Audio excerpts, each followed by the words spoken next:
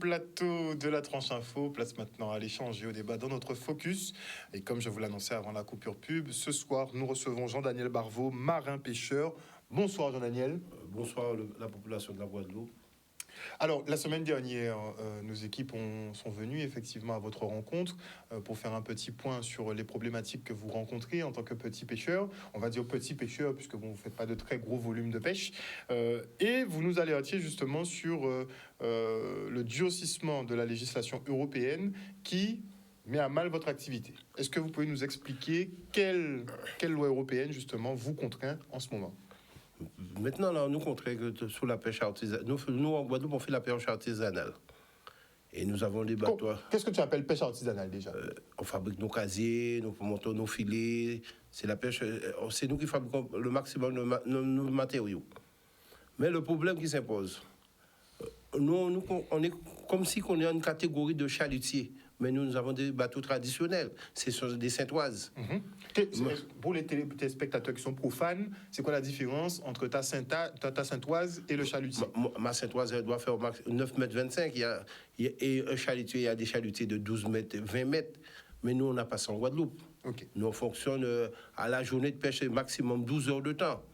Maximum. Mais vous n'allez pas pêcher au large pendant 3-4 jours, non, une semaine ? On n'en fait même pas un mois à mer. Okay. C'est partir le matin à 4 heures, 2 heures du matin, rentrer le soir pour 20 heures. Okay. Et on a des normes qui ne sont pas compatibles à la Guadeloupe. Okay. Et je me pose la question, que pense mon comité, mes élus, parce qu'à moins qu'ils veulent nous détruire à petit feu, arrêter la pêche traditionnelle et mettre la pêche industrielle en Guadeloupe, et c'est impossible. Mais qu'est-ce qui te permet de dire qu'ils veulent arrêter la pêche traditionnelle ? Donc on vous interdit casier filet. On nous a déjà fait comprendre. Déjà, le filet de langouste, c'est arrêté. C'est arrêté normalement. D'accord. Les filets de chat, ils ont déjà parlé, ils vont diminuer sur la distance.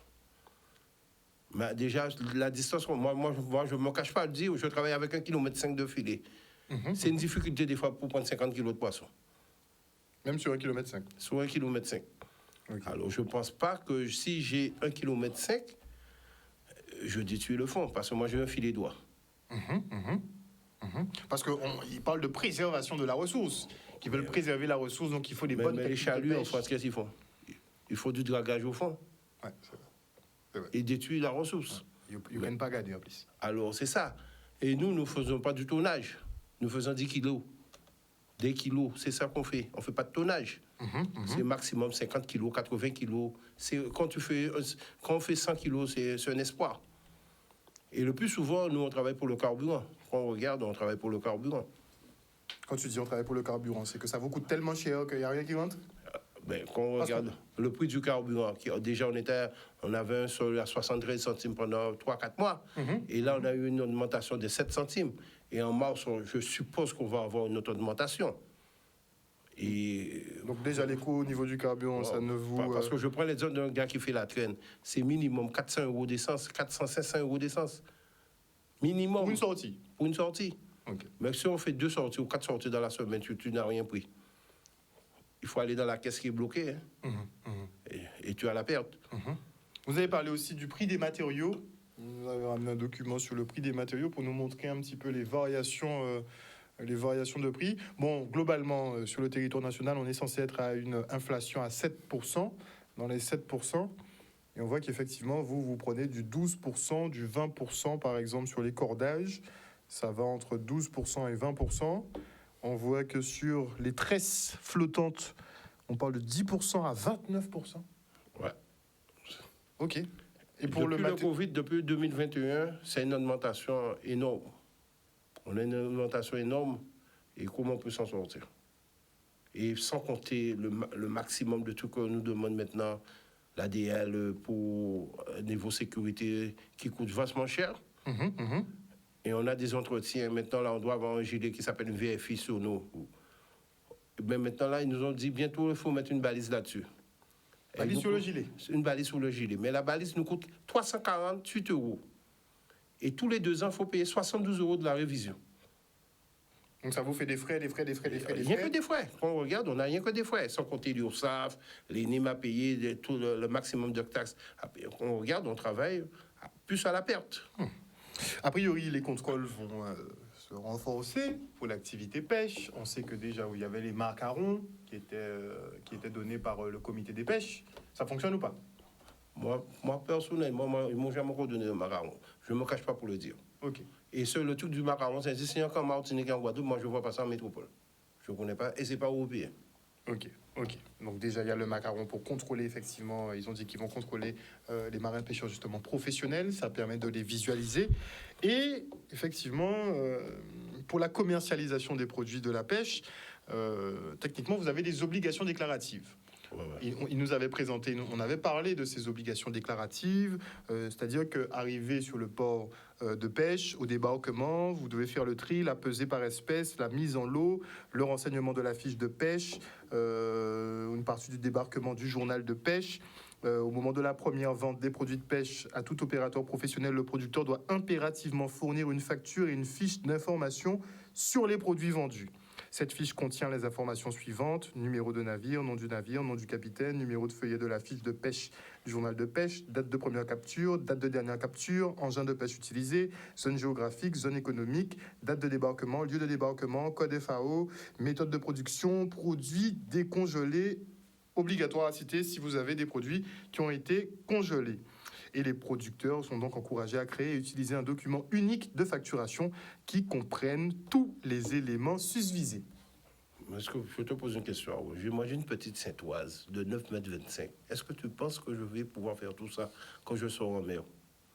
Donc, en fait, ce qu'on vous demande concrètement, c'est quand vous finissez de pêcher, une fois arrivé, on fait toutes les déclarations administratives. Est-ce que tu penses qu'on peut faire ça? Le gars a déjà pris... Je prends l'exemple. Hein. Le gars se tire le soleil, l'eau de mer toute la journée. Il s'est déjà peut-être tiré 20-30 casiers pour faire sa journée. Est-ce que tu penses que tu vas pouvoir faire ça? Mais quand tu rentres à terre, qu'est-ce que tu vas faire? Soit te reposer ou te préparer ton matériel pour demain matin. Mais justement, ce qui pose problème, c'est que le comité des pêches même disait que effectivement, les marins pêcheurs n'ont pas forcément le temps. Les artisans, globalement, n'ont pas forcément le temps pour faire la paperasse administrative. Et qu'il faudrait une coopérative qui réceptionne le poisson, qui paye les marins pêcheurs, réceptionne le poisson et le dispatche. Moi, je pense que ça va être la meilleure des choses. Parce que si on a une coopérative, déjà le matériel, ça va nous coûter totalement moins cher. À tous les coups. Et c'est ce qui nous manque. C'est ce qui nous manque en Guadeloupe. C'est une coopérative pour avoir déjà du matériel pas cher et pour pouvoir qu'on travaille bien. Parce que quand c'est des particuliers qui vendent le matériel pour nous, ils mettent le prix qu'ils veulent. Donc ce serait préférable pour vous d'acheter en gros. Et l'option, parce qu'il y avait cette option-là qui était en débat aussi, et l'option d'acquérir un chalutier. Que plusieurs marins pêcheurs se mettent ensemble pour acquérir des chalutiers. Comment on fait ça? Alors, c'est des mises communes. À l'époque, on parlait de mises communes.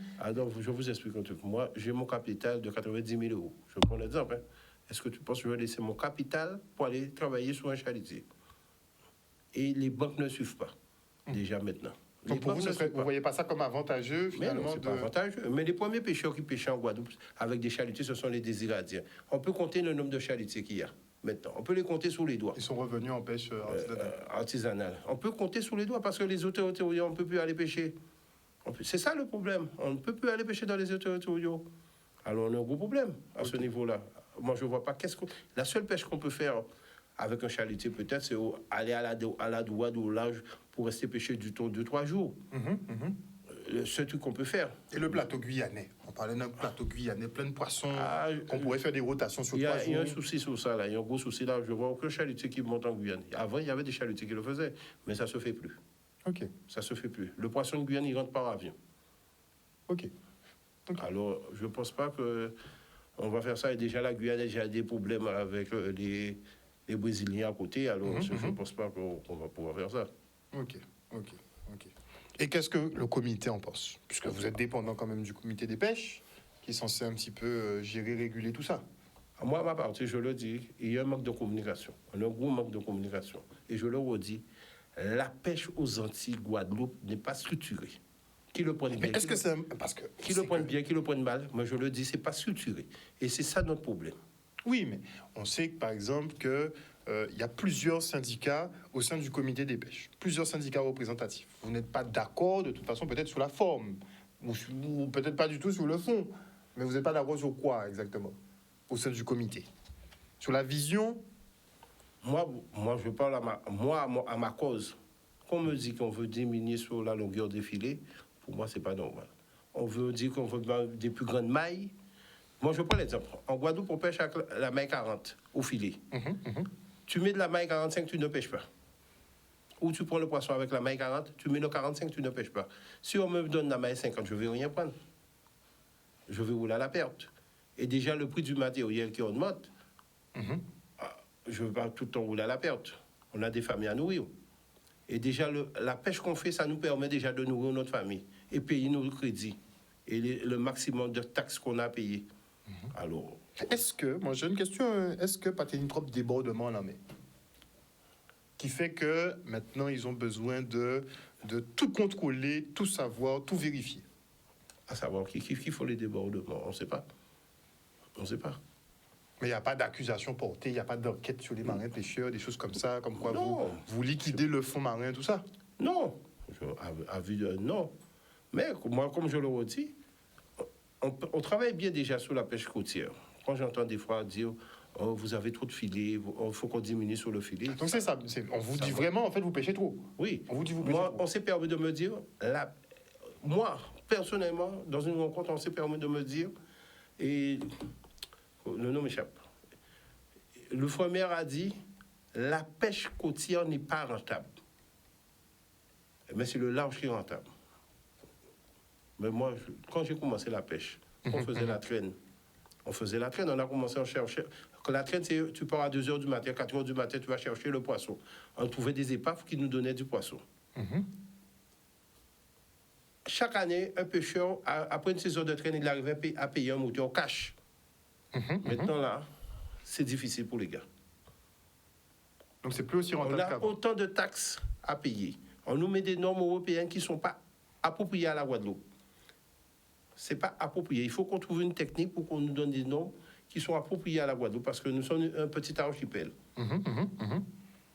Donc pour et nous vous, faisons la pêche traditionnelle.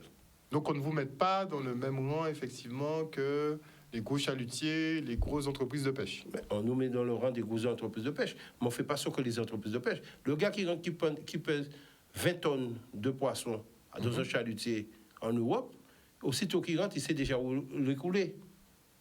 Mais c'est vrai que nous, on n'a pas de coopérative. Donc on n'a pas de coopérative. C'est à crier. Ceux qui nous aident, ce sont les mareyeurs locaux qu'on a. Ça nous donne une belle force. Je ne vais pas me cacher là-dessus. Mais la technique qu'on nous met là, un contrôle à temps plein. Le pêcheur, tu dois compter, tu as pris 5 cardinales, il faut marquer, j'ai pris 5 cardinales, j'ai pris 5 chats. Mais on peut pas gérer ça. Je sors en mer, c'est pas ce qui est dans ma tête. J'ai d'autres cas en priorité. Oui, mais s'il n'y a pas de contrôle, après moi j'essaie de comprendre un peu leur démarche, s'il n'y a pas de contrôle, en fait, tu peux sortir 100 kilos comme tu peux sortir 20 kilos, c'est toujours pareil. C'est peut-être ceux qui veulent, ils veulent effectivement avoir le tonnage précis, les espèces précises pour faire des, je sais pas moi, des tableaux, des projections, bon. Je vous explique. Il y a des gars de l'outre-mer qui viennent sur le port sans enseigner, mais tout ce qu'ils disent, c'est le contraire. Quand je regarde, ce qu'on me dit et ce qu'ils disent, c'est le contraire. C'est le contraire. Donc on a des messages contradictoires. Mais comme on vous dit, la pêche côtière n'est pas rentable. Mais c'est ce qui décapotait un pêcheur avant. Le casier qui décapotait un pêcheur. Et là, on vous dit c'est pas rentable, donc ça sert à Le filet, ça te décapote tout de suite. Hein. C'est ce qui te fait un argent tout de suite, que filet, que casier. Ok. Donc c'est nécessaire en fait pour vous. C'est nécessaire. On a des collègues maintenant là qui sont en peu de grande difficulté. Il y a des gars qui sont en souffrance. Il ne faut pas le cacher. Il y a des gars qui sont en souffrance. Après, on a levé un problème en Guadeloupe, là, le problème du corps des conditions capestère. Mais ces gars-là, ils sont en souffrance. Donc il n'y a toujours pas de solution, même avec les plans chlordécone. Vous avez toujours interdiction de pêcher dans la zone. Ouais, c'est toujours une interdiction, mais ces gars-là, ils sont en souffrance. Il faut aller pêcher plus loin. Pêcher plus loin où? Qui va où? Parce que moi, on m'a dit au large des Saintes, bon, c'est tendu. Ils peuvent aller au Saintes, vers les Saintes Margalles pêcher. Ils peuvent aller peut-être sur Saint-François, mais c'est plus difficile pour eux. Il faut aller pêcher, il faut aller plus loin encore. Ouais. Et le prix, on prend l'exemple du prix du carburant qui a augmenté de 7 centimes encore. Les gars sont en souffrance. Et aucun mot du comité. On attend l'arrêté de pêche qui devait déjà sortir depuis novembre, après janvier. Et maintenant, là, on attend l'arrêté de pêche. Jusqu'à maintenant, on n'a pas. Donc vous attendez l'arrêté de pêche pour savoir à quel sens vous allez être mangé. À quel moment qu'on nous tue. Ok. À quel moment qu'on y suit? Parce que la manière qu'on est parti là, c'est pour nous détruire à petit feu.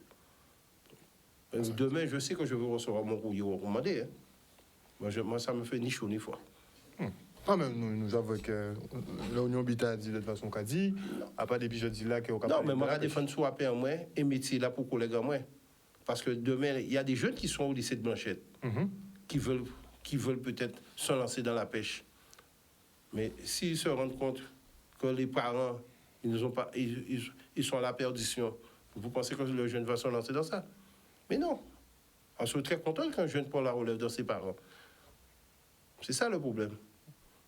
Ça peut être très compliqué. Mais il faudrait peut-être trouver un terrain d'entente justement avec le comité de façon à faire. Il faut qu'on s'assoie autour d'une table pour pouvoir définir la pêche guadeloupéenne. Oui, c'est ça. C'est ça, parce que nous, c'est une pêche artisanale. On ne fait pas la pêche industrielle. Oui, mais toi, tu défends la pêche artisanale, mais oui, au sein du mais comité, il faut forcément des gens qui défendent la pêche au chalutier. Mais c'est ça que je te fais comprendre. La DIAL, quand tu vas à la DIAL, on te fait comprendre que c'est chalutier pour aller pêcher. Oui, il faut avoir un plus gros matériel. Mais qui te suit? Les banques ne suivent pas en Guadeloupe. On n'est pas suivi par les banques. Déjà, pour acheter un moteur, c'est une difficulté pour que les gars s'achètent un moteur. Alors, c'est une galère. Donc, pour vous, alors, est-ce que tu penses c'est pas viable? Maintenant, là, je vais m'investir sur un chalutier, alors, à 200 000 euros. Non, bon, même on a des difficultés. C'est un chalutier qu'on va investir là-dessus.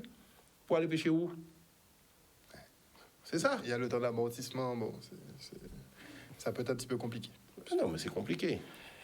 Ouais. Et les autorités, qu'est-ce qu'elles disent? Silence total.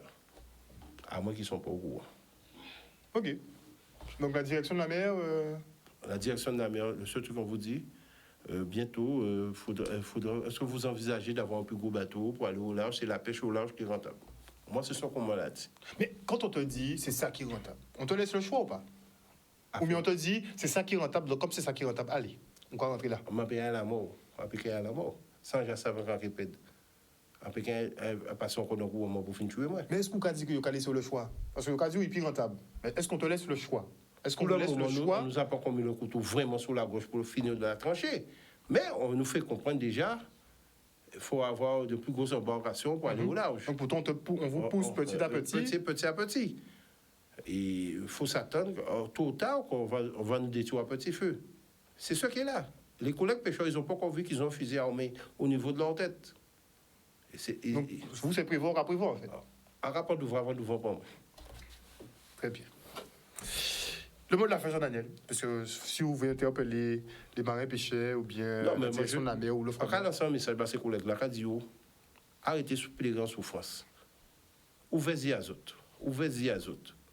Nous, quand tu es noir, petit fait. Et ni certains collègues, ils pas même savent, ils ont licence de pêche à eux, quand ils prennent nous, ils pas même savent. Parce qu'il y a des collègues qui ont des menaces. De 22 000 euros d'amende, 1 500 euros d'amende. Ah ouais? D'amende pour qui biter? Parce qu'ils n'ont pas rempli fiche de pêche à eux. Donc, c'est sévèrement... Ah oui. Et il y a un collègue à moi, un jour, il criait, il dit, il convoqué la gendarmerie, il a rendu la gendarmerie par le procureur de la République. Et comme il n'a pas rempli fiche de pêche à eux, il fait des menaces. D'accord. Alors, c'est mettons mon chômage qui nous ont mis. Bon, coopérative là, pas faite, on fait pas ni coopérative Guadeloupe. Peut-être qu'il est fait un jour, mais pour l'instant, pas ni. La pension au jour qui est faite. Oui, mais pour l'instant, pas ni, donc il faut trouver une solution. Mais est-ce que le comité régional des pêches peut effectivement peut-être prendre le rôle et répertorier ou bien voyer des mouns qui attendent des autres tickets à le port pour faire déclaration là-bas, sans que zone n'y habitent? Mais je pense que ça va une bonne chose. Ils ont le gens qui travaillent. Mais justement, est-ce pas des moyens de créer ces gens de... C'est créer des postes habités comme ça, parce que quand on pense au soleil toute la journée, c'est là, tu es tout comme on fait mal, à part j'ai encore, j'ai affilé. On comprend que c'est la récréation, j'ai pris 5, j'ai pris 22 cardinales. Mais non, on a arrêté. Parce que fiche là, il faut se faire juste avant la vente. Ouais, c'est ça, il va demander. C'est juste avant la vente. Donc, vous ne pouvez pas faire une semaine après, des jours après. Tous les 5, il faut déposer. Tous les 5 du mois. Tous les 5. OK. Ah, donc on peut faire sur le mois. Oui, mais tous les 5 fois. Mais le problème là, est-ce que tu penses que c'est ça qu'on a fait là, entre la casa? On a d'autres bits à faire que ça. Non, mais nous savons que les artisans, c'est une problématique qui revient tout le temps. les artisans, ils savent faire métier à eux, mais pour l'administratif, nous savons qu'il n'y a pas si ça. Mais non, C'est pour ça qu'ils ont mis tout un paquet de dispositifs en place. Il y a un comptable, il y a un ci, il y a ça, et vous pouvez décharger aussi ces mounas. Ouais, Et c'est eux qui ont fait des marches là-bas. Mais comptable, là, il a plus de pêche là-bas. Non, à part comptable qui a plus de pêche là-bas, ça c'est sûr. Mais on veut dire qu'il y a ni des dispositifs qu'ils ont mettre en place, que les autorités ont mettre en place pour faciliter le travail à les artisans, puisqu'ils savent qu'ils ne peuvent pas faire. Mais on va vous dire, il faut nous organiser la pêche en Guadeloupe.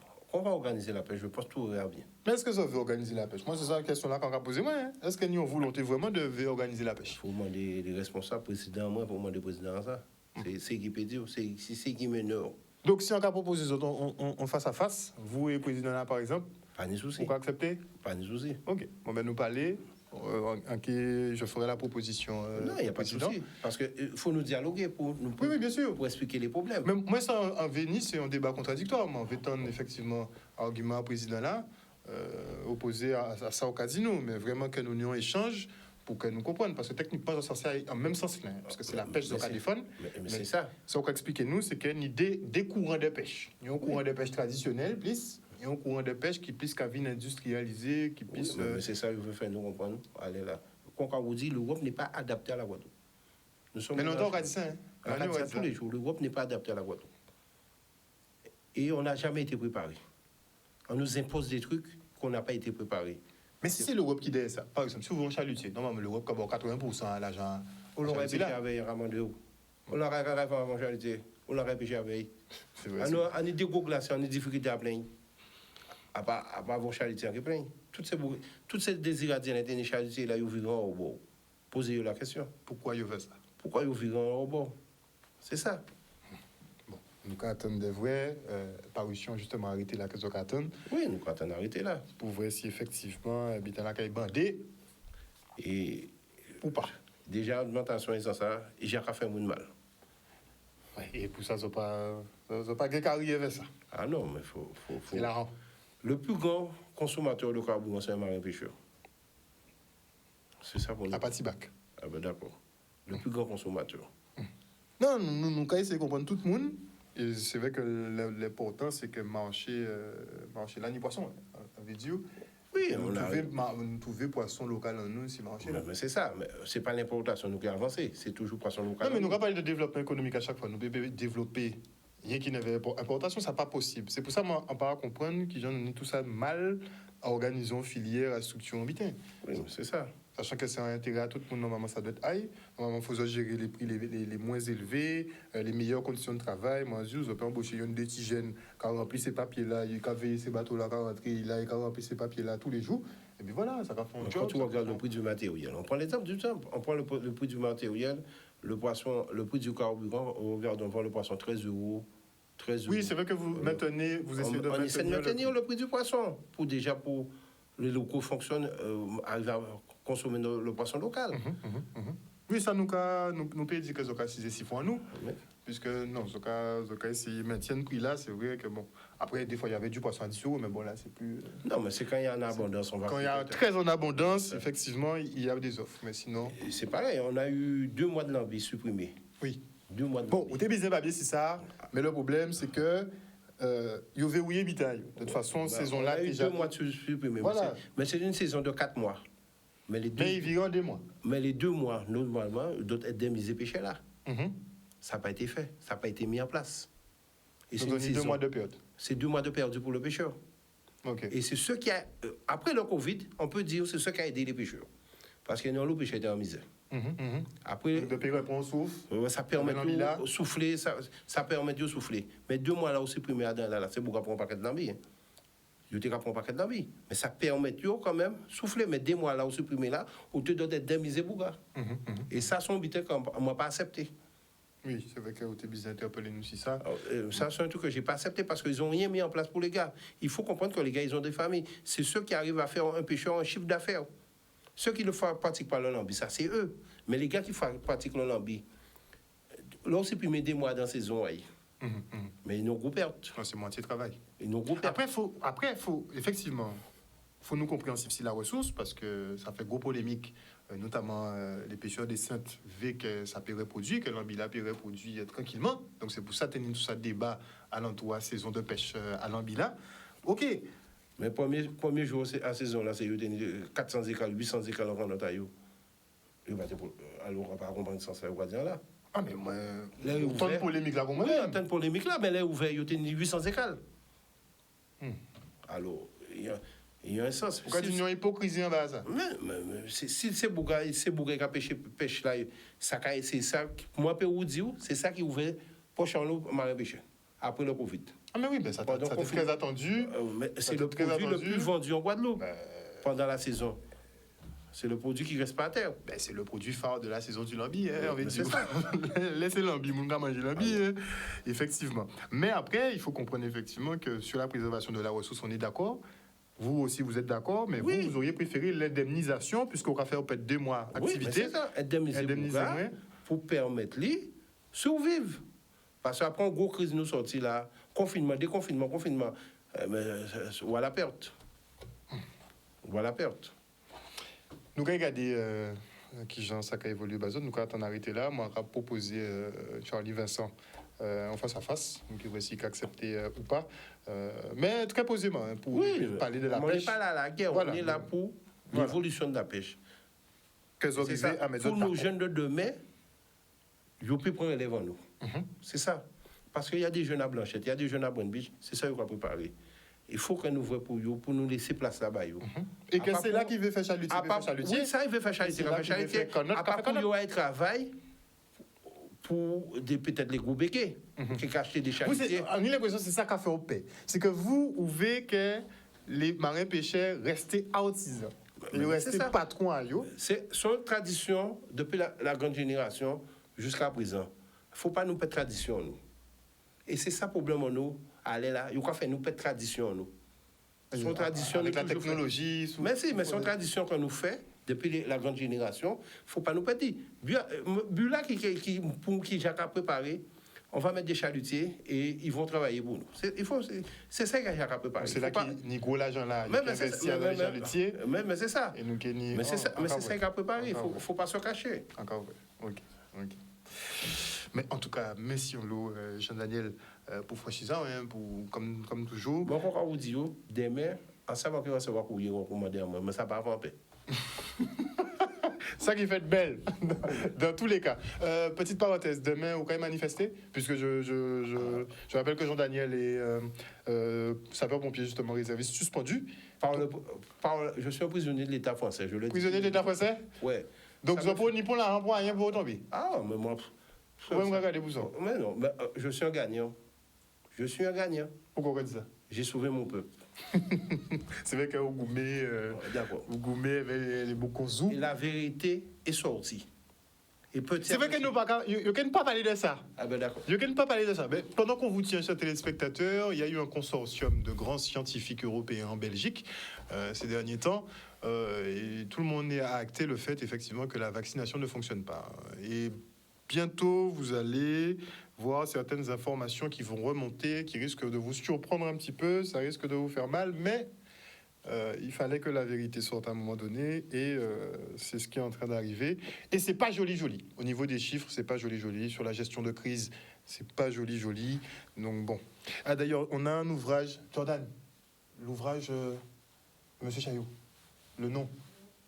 Covid-19, les chiffres... C'est Monsieur Chaillot. Donc, il y a un ouvrage qui est sorti, très important. D'ailleurs, moi, je dois faire l'acquisition aussi. C'est un statisticien, justement, qui a repris toutes les datas officielles de la crise Covid et qui fait des analyses comparées, mais de chiffres, uniquement de chiffres officiels. Et voilà, Covid-19, ce que révèlent les chiffres officiels de monsieur Chaillot. Ils essaient de le bombarder là en ce moment sur les médias, mais il a du répondant, ce monsieur. Franchement, il maîtrise son sujet de fou. Donc, je vous invite effectivement à lire cet ouvrage pour que vous sachiez au niveau des chiffres, parce que les chiffres ne mentent pas. On peut leur faire dire ce qu'on veut, mais vous inquiétez pas, vous allez voir 2-3 choses. En tout cas, merci beaucoup d'être resté avec nous dans cette émission. Jean-Daniel, on se voit. Quand on se voit, normalement, on essaie d'organiser le débat et peut-être que donc, il y a aussi manifestation à demain. À tous les coups. On va comprendre. Très tout. Parce que ni 7 janvier, mobilisation générale. On va pas les pêcheurs d'aujourd'hui, on va pas croire que pêcher un pêcheur à 64. Mais c'est ça, qui m'a dit ça tout. Pêcher jusqu'à 64. Commencer à 20, finir à 64. Ouais, mais c'est ça. Il faut s'attendre à ça. Râler Nas, râler, ouais. Ouais, À 64, quoi. Mais il faut s'attendre à ça. C'est ça, nous, quoi, voilà, là. Ça, nous, quoi, voilà. En tout cas, merci beaucoup, chers téléspectateurs. Passez une bonne soirée sur Canal 10. Moi, je vous retrouve demain. Bisous, tout le monde.